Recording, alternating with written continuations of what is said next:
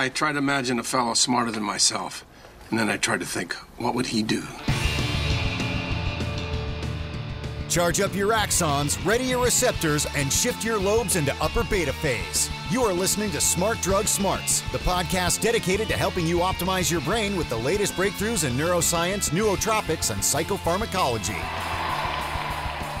Hello and welcome to Smart Drug Smarts. I am your host, Jesse Lawler, excited to bring you what I believe will be the 27th edition of this podcast, although depending on the way things get shuffled, it might actually be the 28th, so I'm going to leave, well, by the time you listen to this, you'll know the answer. This podcast is going to be a repeat performance by Dr. Terry Wahls, who you might remember we spoke with way back in April of last year. And we're going to be talking about diet, nutrition, and the effects those things have on cognition and cognitive performance, as well as overall health. Dr. Wahls has a new book coming out called The Wahls Protocol. This will be out in a month or two, I believe. And this is going to detail step-by-step instructions on what she sees as the optimal human diet, and one that's been, instrumental in really reversing the course of her multiple sclerosis. If you hang around until the end of the episode, I'm going to tell you how keeping a selfie handy could help with your own self-control. A selfie, for those of you who have not been on the internet in the last year, is what is called when you take a photo of yourself on your cell phone. But before we get to any of that, let's do This Week in Neuroscience. Smart Drug Smarts, This Week in Neuroscience. Okay, so some good news for those of you who don't like the idea of getting old and dropping dead. Neuroscience News reports an article called A New and Reversible Cause of Aging, and talks about a naturally produced compound that apparently rewinds aspects of age-related cellular degradation and demise in mice. And there's every reason to believe that the same essential cellular processes would be analogous to any and all mammals, including humans. One of the interesting things about aging is that everybody sort of has a very clear, intuitive grasp of what aging is. We can look at an animal and say, hey, is that an old animal? Is it a young animal? Is that an old person? Is it a young person? Scientists that study aging broadly define it these days as a gradual decline in function with time within an organism. And for many years, it's sort of been the conventional wisdom that aging was a one-way street, and that one of the main cellular processes that's involved with aging is a increasing amount of mutations within mitochondrial DNA, which kind of, once it starts, snowballs into worse and worse mutations until mitochondria, which are the organelles within a cell that produce the chemical power for the rest of the cell, aren't producing enough power, and this leads to cascading failures within the cell until it's not functioning as it's supposed to. What the scientists have recently discovered, and this findings were published in Cell magazine on December 19th, so this is really new stuff, is that there is one particular chemical messenger, which is abbreviated NAD. This article is chock full of acronyms, so I'm not even going to begin to get into it. But there's one particular chemical messenger that's used sort of within the cell to communicate amongst its various bits and pieces and keep things in essential homeostasis. For reasons that are not yet fully understood, the levels of this particular chemical messenger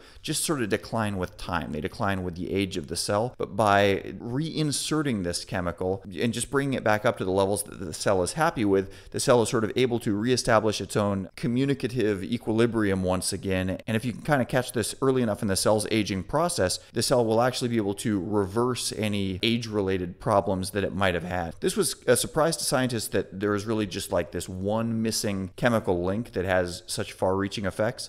But it's pretty promising in that what they were able to see was essentially a sort of a resuscitation, revitalization of animal cells to sort of their more youthful form with a comparatively simple addition of one particular chemical messenger. So the link to this article will be on the website, of course. It goes into a great deal more detail and is definitely worth giving a read, but I wanted to bring this to your attention because reversing aging is way, way cool.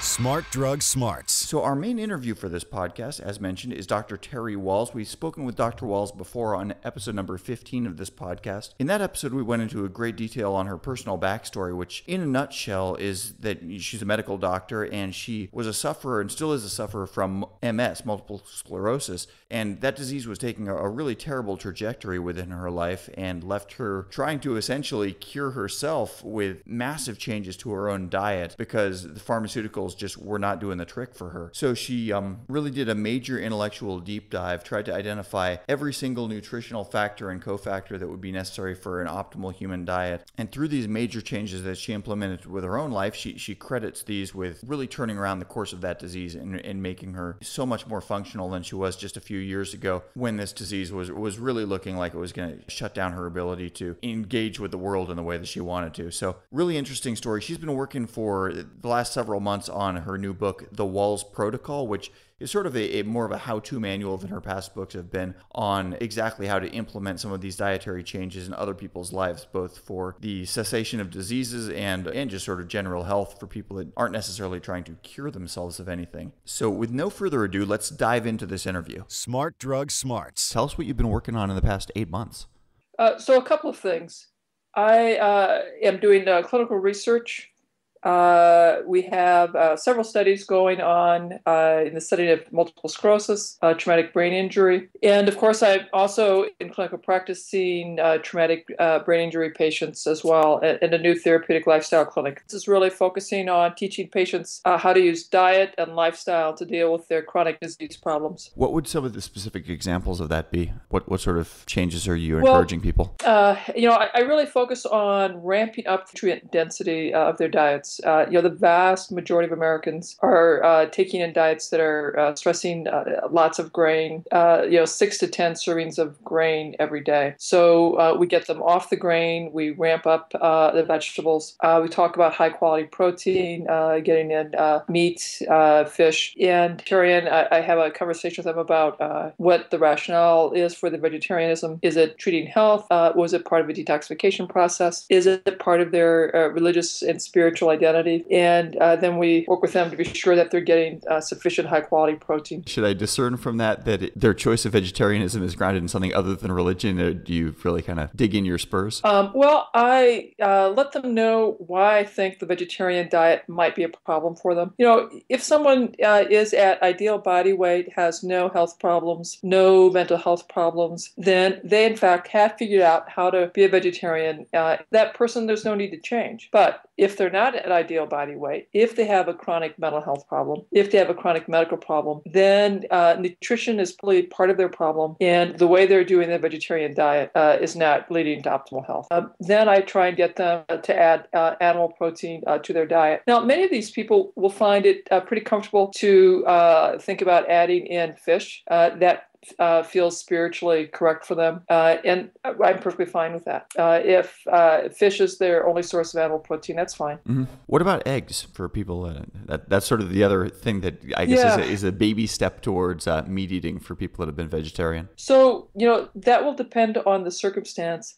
When I look at the risk of food allergies, gluten and dairy, that would be the most common food sensitivities. Next would be the protein in eggs. My highest priority is to get people off gluten and dairy, and the dairy protein. And then, depending on the circumstances, I may take them off eggs as well. For the vegetarian, though, I'm much more willing to let them continue eating eggs because I'm so concerned about their protein. That was one thing I was actually going to ask, and you sort of answered the question already, but maybe I'll just reframe it so we get a specific answer to this one, is you talked about high-quality protein. I was wondering, first thing that occurred to me is, what would you define as a low-quality protein? Protein that doesn't have all the amino acids. Okay. So we have some amino acids that are conditionally essential and some that are absolutely essential, and some that we can easily manufacture. If you have a chronic disease, either a mental health problem or a medical problem, I'd say that's a pretty good indication that you probably have more amino acids that are conditionally essential, that you don't have the enzymes to make those amino acids as effectively. Therefore, for you,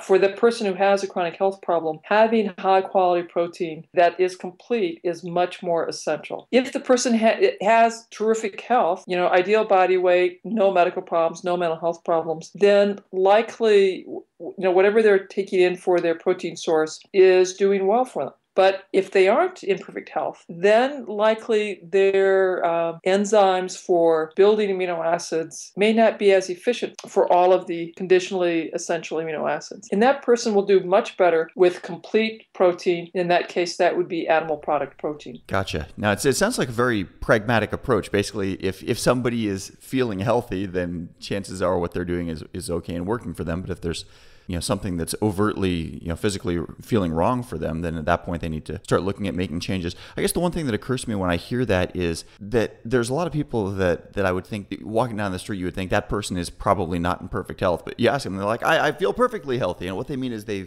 feel perfectly normal so far as the baseline that they're used to. What, in your estimation, does perfect health look and feel like? Well, you bring up an excellent point that many of us gradually accommodated to our declining state of health. And so we no longer know what it's like to have lots of energy, lots of vitality, a lot of joy in our life, a lot of easy social interactions with friendly coworkers without, easily getting annoyed and irritated with what people are saying around you. So if you find that you are, often irritated and annoyed and having sharp words with people, you're not enjoying good mental health. If you find that you are feeling tired throughout the day, you're sort of exhausted, your drinks, you need a lot of caffeine to get through the day, you're not enjoying good health. If you are having problems with headaches, that's not good health. If you aren't pooping 2 to 3 times a day pretty comfortably, that's not quite right either. In many Americans, they're overweight. As a matter of fact, over 65% are now overweight. Many Americans can't get through the day without taking a lot of energy drinks, a lot of caffeine, a lot of sugared drinks. And none of that is healthy. That's all requiring some sort of crutch because your normal cell physiology can't get you through the day. And it should. It should get you through the day. You should have plenty of energy. You should not have headaches. But I feel like oftentimes in our society, we don't have sort of like physical health role models that we don't know what correct looks like. We don't know anymore. It has been so long since we've had good health. And now if you look at our children, if you go to a elementary school and you look at how many children are overweight or even severely obese, even our children no longer know what healthy feels like. Yeah, that's very disturbing. I remember. I'm 37 now. I remember when I was a kid, there was always kind of like the designated fat kid in the class. Generally, you'd have a class of 30 kids, and maybe there would be like, one kid among that 30 that was overtly overweight and would get teased about it and stuff like that. But now there's just a significant number of kids that I don't even know if it's a teasing offense as an elementary schooler anymore because it's so common. I'll tell you another thing that's disturbing. So I remember going to medical school. I don't remember anyone being overweight in medical school. There were a few kids who were still smoking. That was unfortunate. But I don't remember anyone being obese. May have been slightly above ideal body mass, but there was no one who was fat. When I look at the medical students now, there are several kids that are overweight and several kids who are obese. So even the young medical students are looking more chronically ill. And the same is true of the college campus. Now, I would assume that you never really see a smoking doctor anymore. Like a doctor who smokes cigarettes. I would assume, even though anybody over 18 can legally smoke cigarettes, that there would be professional pressure within the medical community that just a doctor would be wacko to actually, make a habit of smoking cigarettes on any sort of regular basis. Should there be a similar social shaming or whatever within the medical community on people that are overweight? Well, I hesitate to use the term shaming. But that's what it is in cigarettes. I mean, for cigarettes, it almost really would be a shaming, right? We've made it a lot harder to smoke on medical campuses now. You can't smoke in the building. You often can't smoke outside the building. It's become really tough for people to get their nicotine fix through a cigarette. And they can use nicotine gum, nicotine patches, etc. So they have some alternative options. One of the things that I've been pushing for in our medical school and trying to continue to take steps towards that is a commitment to train the student on therapeutic lifestyle, to learn how to make a nutrient-dense diet, to learn meditative practices, and to learn how to continue to increase physical activity into your day, even if you don't have time to get to the gym, so that, one, they survive medical school and residency. And study after study has shown that the physicians who've adopted these therapeutic lifestyles will talk to their patients about diet and how to maintain physical activity. And furthermore, we as a species, we've been very effective at discerning when someone's talking to us from their experience and their firsthand personal knowledge versus book knowledge they've read from someone else. And we're really not much interested in book knowledge. knowledge, but we're very interested in personal firsthand knowledge. So your patients, and I explain to the young doctors that if you live out a nutrient-dense diet, meditative practice, stress-reducing activities, and how you maintain your physical activity, no matter how busy you get, you will be very effective at teaching your patients. But if you don't, they will know immediately that you don't practice that stuff, and you will not be able to help your patients learn these therapeutic lifestyle techniques. And so, more and more of the young doctors, at least I'm exposed to, they're understanding how critical it is for their own health, but the health of their future patients. And that's the change that really needs to happen through all of the medical schools, through all of the nursing schools, so that shift the culture. That's a really interesting point about sort of the psychology of what humans pay attention to, because you're right. It's like, your average person on the street doesn't necessarily think much about, like broad-based studies and things like that, but it's like, oh, well, I know a guy who did X, Y, Z. It's like, first-person anecdotal studies, whether it really kind of makes quantitative sense as far as what we should be listening to, it's like, that's what we emotionally respond to. It speaks to us immensely. Yeah. And if our physician is speaking to us from first-hand experience, here's how I managed to get in my physical activity, even though, I'm working 60 hours a week, I do it because I'm climbing the stairs all day. I do it because I take a break and I do some push-ups. That speaks very deeply to those patients. And study after study will tell you that the docs who are doing those things themselves, they, in their practice, are getting their patients to implement diet and lifestyle choices at a very high rate. That's great. And that's how you make people well. It's not through drugs. It's not through devices. It's not through surgeries. It's really by helping them learn how to create and live a healthier lifestyle. Yeah, with doctors as physical examples, sort of in the modality you're talking about. Exactly. So you're sounding quite strong right now. Tell me about sort of the progression of your recovery and how things are going for you personally. Sure. So I'll sort of recap for people who may not have heard my story. Yeah, absolutely. So in 2000, I developed some problems stumbling and falling. I was evaluated and had an MRI of my brain, spinal cord, nerve conduction test, and a spinal tap. And at that time, I had abnormal lesions in my spinal cord and abnormal spinal fluid. I had a history of visual dimming about 10 years earlier, and then had this foot drop and weakness in my left leg. On that basis, my doc said I had relapsing remitting multiple sclerosis and suggested disease-modifying drugs. Now, being an academic doc, I wanted to go get a second opinion from the best people in the country. So I went to the Cleveland Clinic with my records. They looked everything over, examined me, and said, yes, you have relapsing remitting MS. And I began taking one of the disease-modifying drugs, and the one I chose was Copaxone. I did very well. I had only one episode of weakness in my right arm over the next 2 years, so that would be a huge success. But the problem was I was steadily declining in terms of energy, strength. My doctor said I really had transitioned to secondary progressive MS. And this is the phase of the disease where there is no more periods of improvement. You just see the steady decline. And the question is it fast decline or slow decline? So at that point, I took chemotherapy in the form of Novantrone. When Tysabri became on the market and became available, I took that. And then that got pulled from the market. So I was put on a transplant drug, Cellcept, and continued declining. And I was still working. The university and the VA had modified my job multiple times to allow me to work. So I was quite grateful for that. I had a zero gravity chair in my office so I could basically recline, get my knees as high as my nose. I had my tilt recline wheelchair to get around. And my boss called me in and told me to assign me to the traumatic brain injury clinic. I'd be seeing patients directly come January. And so my family and I knew that was probably an effort for the university and VA to say, look, we're done redesigning your job. It's time for you to admit you're not able to continue doing this. And that's when I took everything I'd learned from the literature about paleo principles, functional medicine, created the protocol, and began my recovery. Within a year, I was walking throughout the hospital without a cane. I was able to bike around the block. And then I was able to do an 18-mile bike ride with my family. It took me about 4 hours. I had to rest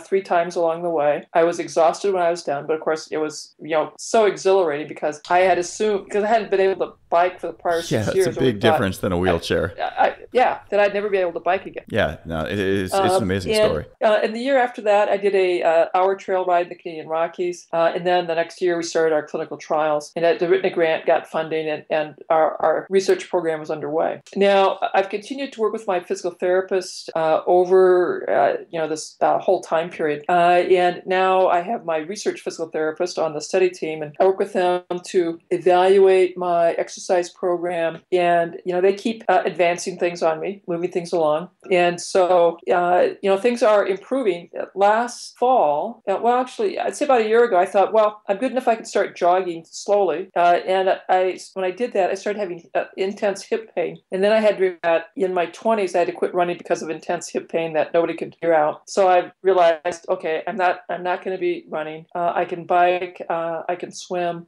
I can walk a mile. It takes me about half an hour to do so. So I'm not fast. I can stand to give an hour's lecture easily. I could probably do 2 hours of lecture, but then I'm really going to be tired. So I've not normalized yet, but I still continue steady progression towards better stamina, better strength. And my physical therapist, every time I think I'm doing really, really good, they're able to change up exercise program to coax a little more out of you. Absolutely. And I don't know if I ever will get back to being, quote, fully normal or not. At this point, I'm thrilled with what I've achieved. I am hopeful I'll keep getting closer and closer to fully normal endurance and strength, and time will tell. In the meantime, I do my workouts. I have a little program that, I rotate through 3 different workouts. I've got a strength training, a yoga, Pilates training, my swimming. And those are the things I rotate through every day. Very cool. I do one of the 3 every day. That's one of the things I guess we've talked about a little bit on this show is for most of my time, growing up, it was always, sort of daily cardio was the, the best thing that people were told they could do for themselves. And it seems like recently there's been a big push towards possibly lower frequency but higher intensity exercise. For your general public, do you have a opinion one way or the other on the type and frequency of exercise? Sure. I like to think about what we probably did as a species for 2.5 million years. As the Homo family, or 500,000 years as the species, we had to run intermittently, short distances as fast as we could to not be killed by somebody or something. And we would have to cover occasionally some very long distances as part of our search for food. So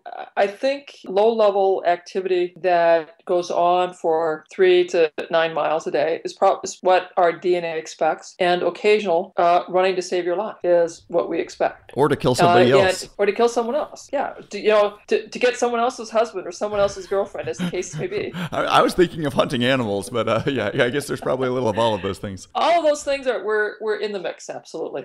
So I don't know that marathoning, long distance running would have been the things that our ancestors would have done. We might have done 3 to 9 miles walking, intermittent jogging, pretty routinely. So 20 to 30 miles walking and jogging, I bet that's probably pretty good for us. More than that, I'm not so sure. And the science also agrees with me. Above 20 miles a week, the benefit is outweighed by the increased risk of injury. If you look at the marathoners, they look pretty skinny, scrawny. If you look at the folks who do the quarter mile, the 100-yard dash, 50-yard dash. Now, those athletes are very muscular, and I would say most women would find those men incredibly attractive. And I would think that most men would find those women who run the 50 to 100-yard dash also incredibly attractive. And also this very simplistic thinking that our sense of beauty is probably hardwired into us over thousands of generations to quickly discern reproductive fitness and the health and vitality of the animal. Either it's not good prey, don't pick a fight, or this person is sickly, or that animal is sickly, you have a good chance at capturing it. Yeah, absolutely. There's a lot of really interesting science behind that of things like, what we find beauty and like visual symmetry and things like that, which, some of that sort of transcends, I think, any sorts of cultural conditioning. But I think also there's got to be a lot of cultural conditioning that we can see in what we find attractive. If you look at what would be the equivalent of like sort of erotic paintings from the medieval era, those women were very voluptuous a lot of times, and I think it's because what they say now is that was sort of a sign of being upper class and aristocracy, was that you could afford to overeat. So yes, people would sort of conflate wealth and success in life with being kind of pudgy. But of course now that's not really what our magazine models look like at all. No, if you look at facial structure in terms of who have asymmetry, the individuals with the greatest asymmetry are likely to be profoundly successful in their media career. And we don't want people with crooked teeth, facial asymmetries to be our leading men and women in our films. We want people to have this remarkable symmetry. That's really a sign of excellent, robust health as a child, excellent nourishment as a child, that all of the cellular migrations happened at the right time, at the right pace, at the right tempo to create beautifully aligned cheeks, nose, perfect lips, well-aligned teeth. And if you start having screwed up nutrition, you're going to miss the signaling there, and you'll get crooked teeth, you'll get facial asymmetries. And as a species, we recognize that as less pleasing to the eye. That's fascinating. And a lot of people are not very comfortable talking about that. No, it's kind of one of those dangerous taboo things. But yeah, I mean, the science behind it sure does make sense. And that really is, it's interesting. You could get yourself in a lot of trouble with those conversations. Yes. But I think we're hardwired into that sense of beauty, and that sense of many aspects of that sense of beauty correlate with normal cell function and normal cell migration during the developmental phase as either a baby or a young infant, young child. Yeah. So tell me some about your studies that you have going on now. I know that you say you have several studies in process and a Yes. few others that are planned. So we have the first study, which is a diet based on a hunter-gatherer diet that I structured to be sure you're getting the 31 nutrients that we know are critical for brain health.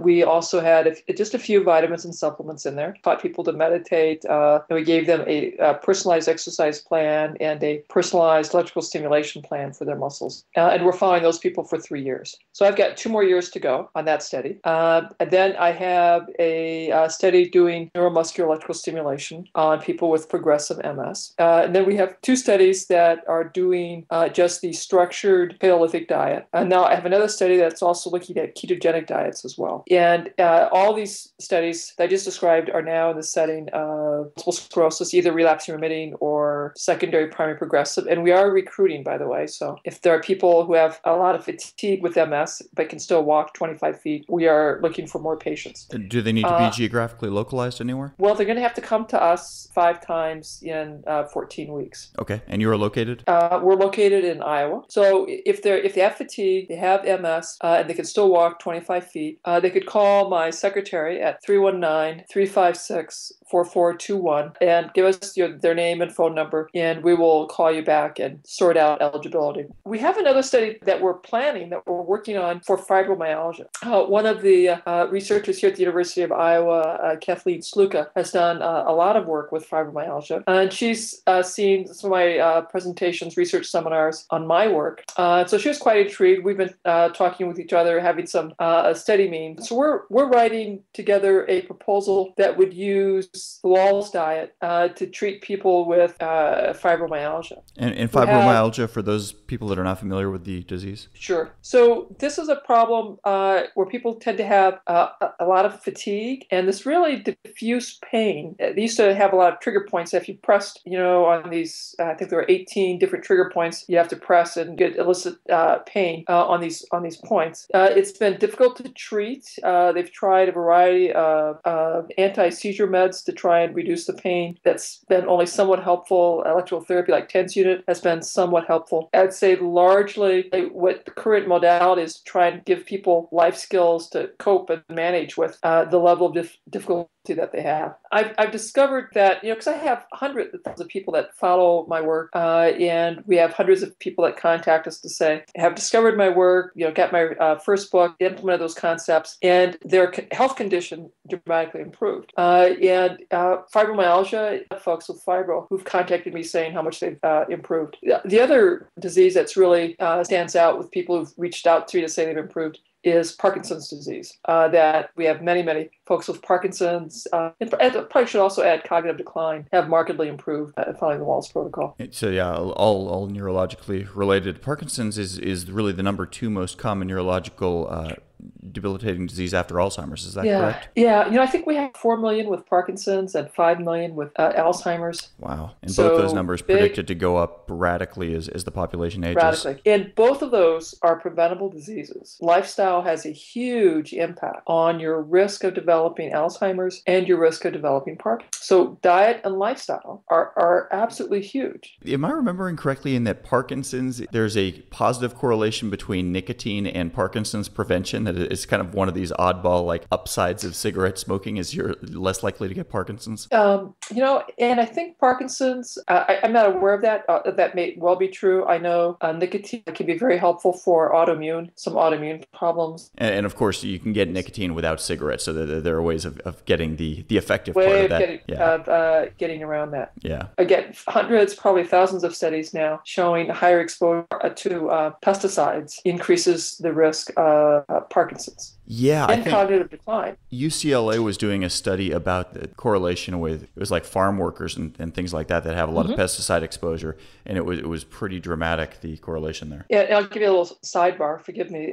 The USDA has an application from Monsanto to approve a genetic crop that lets you spray 2,5-T because the weeds are getting resistant to Roundup. Oh, God. So, like, oh my God, it's like they can't make us sick fast enough. Yeah, it's like using Agent Orange on our vegetables. Yes, that's right. And then to make it even worse, it'll be on our vegetables. It will be in the food that we eat. Those genetic enzymes will be transferred to the bacteria in our bowels, and we will make our own Agent Orange. Wow, that's a doomsday scenario. Here's a question I want to ask you, if I can veer off for a second. So, you advocate a fairly, protein and meat-heavy diet by a lot of people's standards. Well, no. Many of the paleo folks advocate that. I advocate for a more moderate intake. Okay. 9 cups of vegetables and plenty of protein. It's very hard to get more than 6 to 12 ounces of protein if you get your 9 cups of vegetables in. I mean, there are a lot of paleo folks who will do 20, 24 ounces of meat a day. Wow. Yeah. I think that's a problem. Now, the Inuit in the far north will eat a diet that's only animal products for 10 months out of the year and have plants for the 2 months out of the year when, the waters are open. But that animal product has been fermented through bacteria for weeks to months. And so it's not just a meat-based diet. So that bacterial action adds a tremendous amount of vitamins. We have, 7.5 billion people on this planet now, and I think they think the population is going to, finally sort of level off at about 9.5 billion. That's a level of humanity where everybody eating even a modest amount of meat is going to be problematic. And one of the things that science is working on now is essentially sort of lab-raised meat.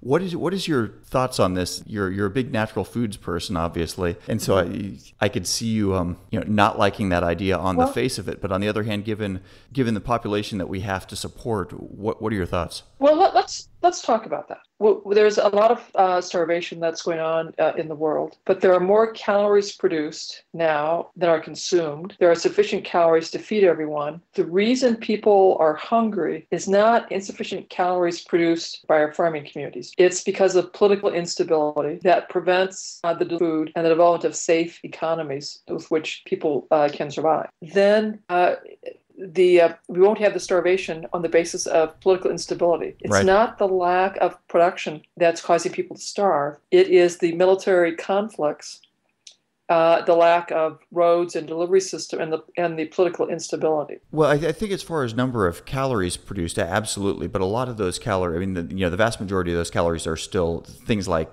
grains, which are not what you're recommending. If we were to switch to sort of the more of a macronutrient. So let's talk about Iowa's cornfields. So we have a monoculture of cornfield that took a tremendous amount of energy to plant, to fertilize, to put on these pesticides, and to harvest.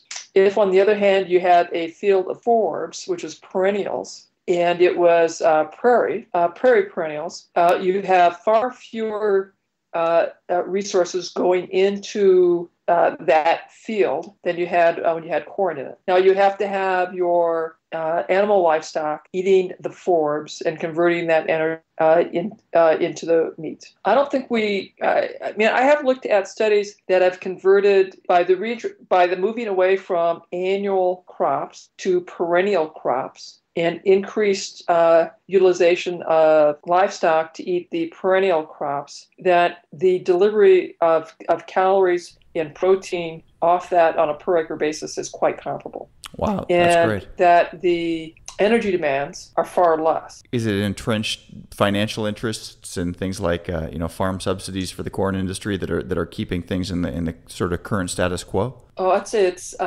interest in the chemical industry that wants to keep our farmers addicted to these chemicals. The chemical industry was really born of the chemical weapons from World War II. Mm-hmm. That were tweaked slightly to become insecticides, pesticides, and that we wanted to maintain these industries. And so they had to find reasons for us to use these chemicals. So we had these perfect lawns, perfect golf courses, and we got farmers abandoning crop rotations and creating greater and greater problems for themselves, where cutworms and weed resistance. Yeah, you think of the 1950s sort of slogan, "Better living through chemistry," which was said in all seriousness at the time, and just the blowback from that sort of idea was the chemical industry, and as these chemicals get absorbed into our bodies and begin to confuse the healing between our cells, disrupting our hormones, and the chemical reactions begin to get slightly out of phase. That's part of the beginning of chronic disease development. Many of your listeners may have heard or have gotten the old book, My Need, My Mitochondria, which I told my story and gave people a look at what I was doing and said, talk to your doc, think about copying this. Yeah. The new book had, so I wrote that in 2009. We have learned and adjusted things based on the clinical trials, what people were tolerating. And I have much more detail, because one of the things I got tremendous feedback on was that people really wanted to have a much more step-by-step guidance plans to transition themselves from their current eating habits into a steadily more nutrient-dense habit. And I needed to provide more detailed instructions for other clinicians, including the nutrition professionals, about what foods were we asking people to give up. And then I brought along my nutrition team from the research team, and we did a detailed research level analysis of the diet, of all 3 diet plans. And so I show that, let people know that yes, this is a different way of eating, but it is, vastly superior to the standard American diet. And some other folks might think, well, I could just go paleo and that would be fine. But the hunter-gatherer diets are based on wild foods. There are a lot of insects, a lot of lizards, amphibians, and wild plants. Now, traditional societies know which plants are poisonous to stay away from, and which plants to emphasize according to what time of year. And all of us are eating agricultural foods. There are very few of us who are out there foraging for all of our food. We might go occasionally because it's fun, but most of our diet is agricultural based. That is unique in the paleo world and in all of the nutrition world. Is I use the scientific literature to say, here are the 31 things that we know brain cells need to thrive. No doubt there are thousands of other things that are important, but here's the 31 that we'll know. I have designed my diet and then did scientific work to verify that the diet as designed meets all 31. So we kept tweaking it to be sure that the instructions, when you follow them, you'll meet everything that we tell you, and we verified that. I don't think there's any other paleo diet that provides enough guidance so people can get that same level of nutrient density. When Jason and Myra Kelton did some analyses of these paleo diets, they found that, those paleo diets, as described by Mark Sisson and Diane Sanfilippo in their books, were much more nutrient dense than everyone else's, but they meet all of the recommended daily allowance for the vitamins and minerals. And that's because when we eat agricultural foods, there's a lot more carbohydrate in them. And unless you're very specific about how you put things together, you're going to still end up with a lot of gaps.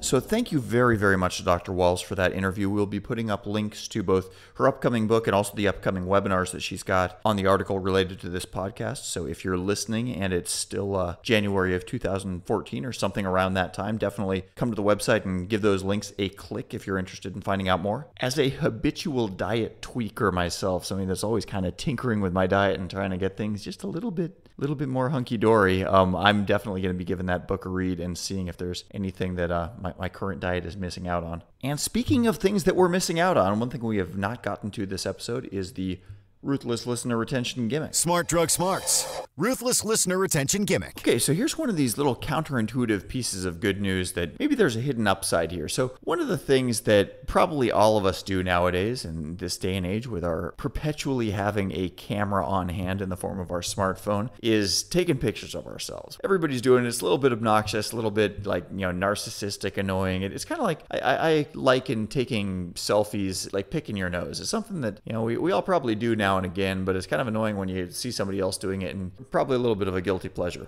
But it turns out that when it comes to selfies, there's a hidden upside that might be available. So self-control is something that almost everybody agrees is a good thing, whether it's, something small like maybe not having that next cookie that we really probably don't need, or something large like, not cheating on your spouse or not filing a false tax return. Self-control is generally agreed to be a good thing. And there's a piece of your brain called the right ventral lateral prefrontal cortex, also sometimes known as the right inferior frontal gyrus. And this particular chunk of your brain, when stimulated, tends to give us stronger willpower, tends to give us stronger self-control. And it turns out that when you look at a photo of yourself or a reflection of yourself in a mirror or any other image that you think, hey, that's me, you stimulate the right inferior frontal gyrus. So something as simple as keeping a framed photo of yourself on your desk, or possibly even having a big smiling, grinning picture of yourself from your selfie on your computer desktop will, statistically speaking, give you stronger willpower, stronger self-control than you would have otherwise. So a pretty easy little hack. So if you're willing to kind of, maybe risk looking like a little bit of a narcissist, there's a really pretty compelling psychological upside. What seems to be going on here, and this isn't necessarily supported by the data, this is more correlational or even making sense of it after the fact, is probably that seeing that image of ourselves visually reminds us of the identity that we are trying to portray to the world and to ourselves, and then we want to keep our actions consistent with that identity. It's sort of exactly the opposite of the psychology of like the Ku Klux Klansmen that wear the big white sheets over themselves when they go do lynchings and do horrible things. And it's easier for them psychologically because they've sort of de-identified themselves by hiding behind these big white sheets. So anyway, yeah, the idea is, keep a picture of yourself handy in your visual field, and it will help remind you of the you that you intend to be, thus make self-control a little bit easier. Cool hack. And hat tip to Ward Plunnett, whose BeMoreBeNow.com website is what brought this little hack to my attention. Okay, well, that is the episode. Thank you very much for hanging around till the end. If you liked what you heard, please recommend this podcast to your friends. And if you're feeling particularly generous, you can always leave us a review on iTunes. The show notes for this episode, as with all episodes, will be online at www.smartdrugsmarts.com, including the links to everything that we mentioned here. Even if we just barely glossed over the top of it, we're going to throw in a couple more links because there's a lot of good stuff out there on that internet. Next week, we'll be talking to former Navy SEAL and author Mark Devine, the former Navy SEAL, current author Mark Devine, about, among other things, mental toughness, and kind of get into a very interesting point, which is, it doesn't really matter how high your IQ is if everything sort of falls to pieces the moment that you're under stress. So what we can do to keep our decision-making faculties as honed as they possibly can be when our heart might be going pitter-patter because of the stress and strain that we find ourselves under. So really interesting topic. That'll be next week. Hang in there and have a great week in the meantime. And of course, stay smart. You've been listening to the Smart Drug Smart podcast. Visit us online at www.smartdrugsmarts.com and subscribe to our mailing list to keep your neurons buzzing with the latest in brain optimization. Smart Drug Smart should be listened to for entertainment purposes only, although some guests on the show are medical doctors, most are not, and the host is just some random guy. Nothing you hear on this podcast or read at smartdrugsmarts.com should be considered medical advice. Consult your doctor and use some damn common sense before doing anything you think might have a lasting impact on your brain.